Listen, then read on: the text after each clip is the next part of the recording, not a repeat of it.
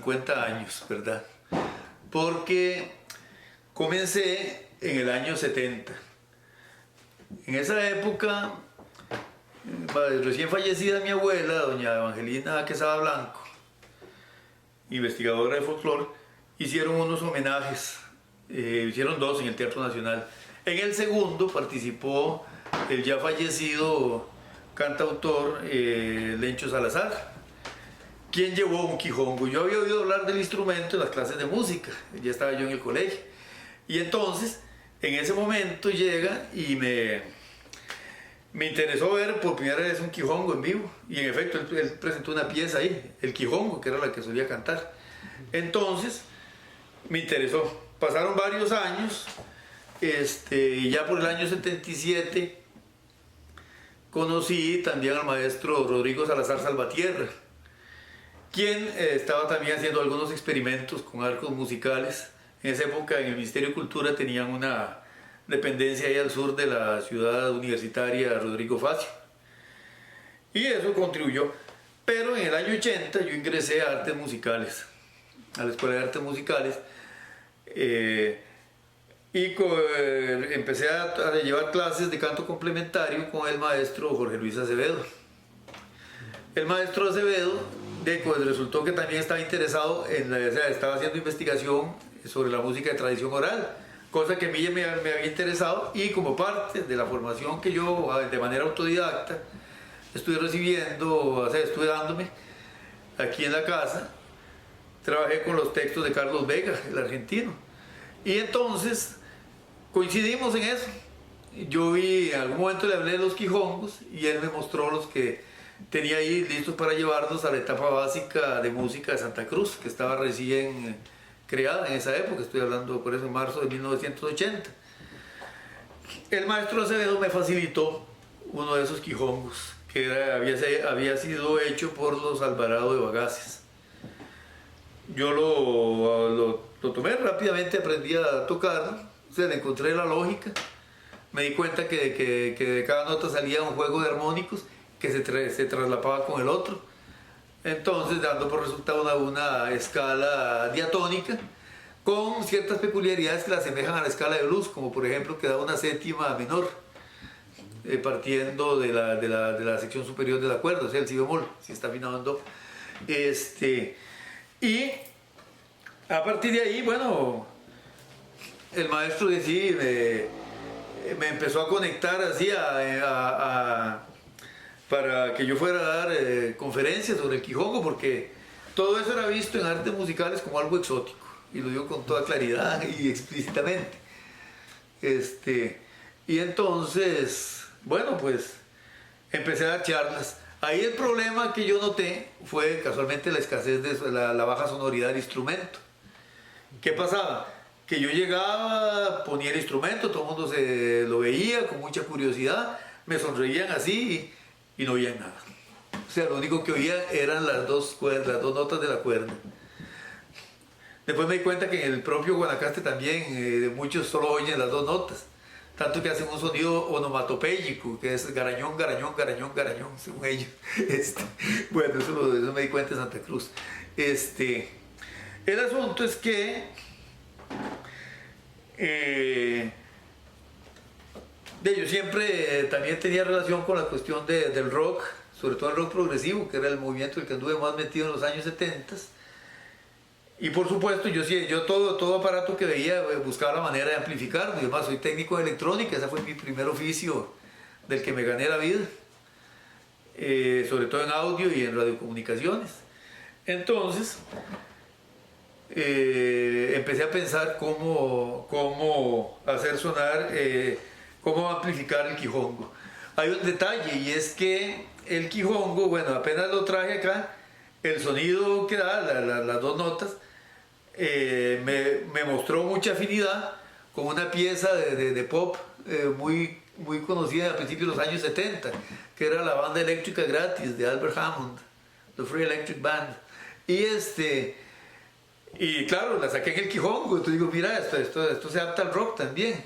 Entonces, de esa manera, pues empecé a ver cómo lo hacía. Y casualmente, el instrumento lo empecé a trabajar, eso fue en el año 83. En el año 83 llego y ya tenía la idea, entonces adapté, hice algo que sin saber, yo en ese momento ya lo había hecho el percusionista Pepe Chacón, hijo de Mario Chacón, del maestro Mario Chacón, el compositor, que fue introducir un micrófono dentro de la caja resonadora, o sea, dentro de la jícara, del quijongo. Él lo había hecho en el año 70. Eso fue lo primero que hice yo autónomamente. Obviamente descubrí que eso no funcionaba. O sea, aunque sí amplifica, no da los resultados ideales. Entonces tuve que desarrollar todo el instrumento. Para eso, bueno, en primer lugar, le adapté una pastilla, ¿verdad? La primera que usé fue una de guitarra eléctrica, que fue la que primero me cayó a las manos, y entonces ya con eso tenía amplificada la cuerda, un tanto hacia los agudos porque queda en el centro.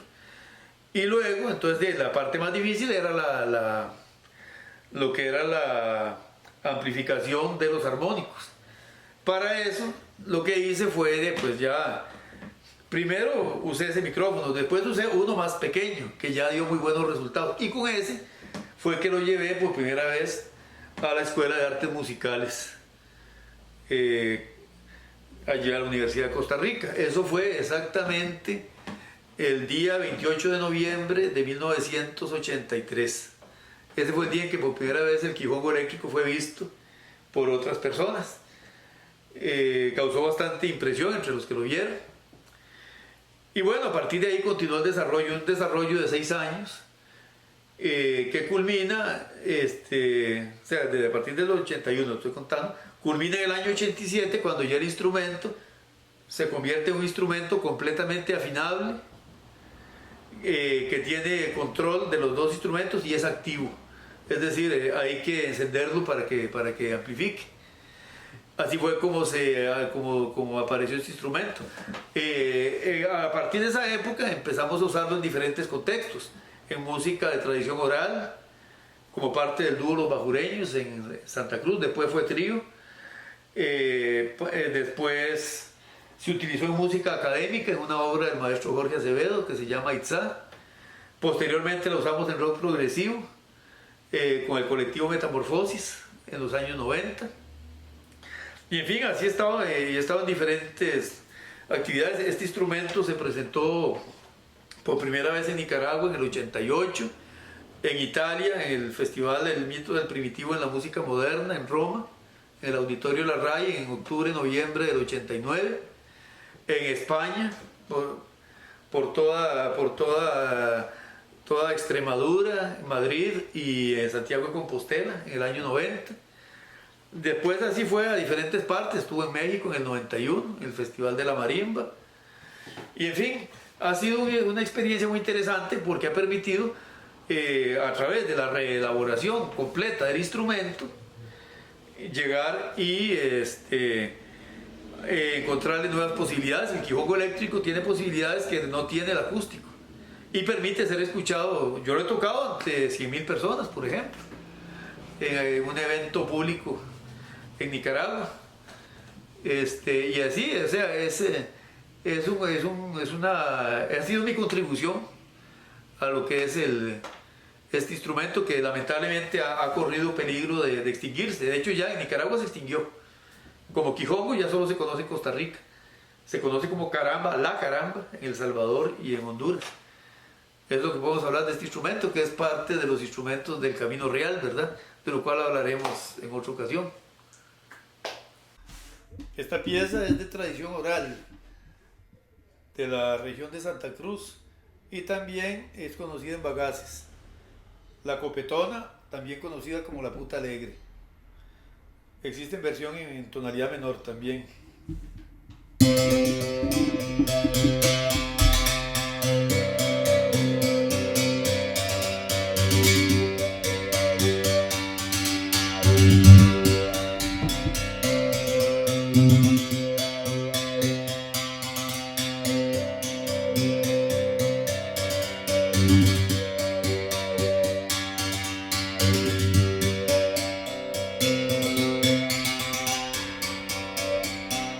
Chao.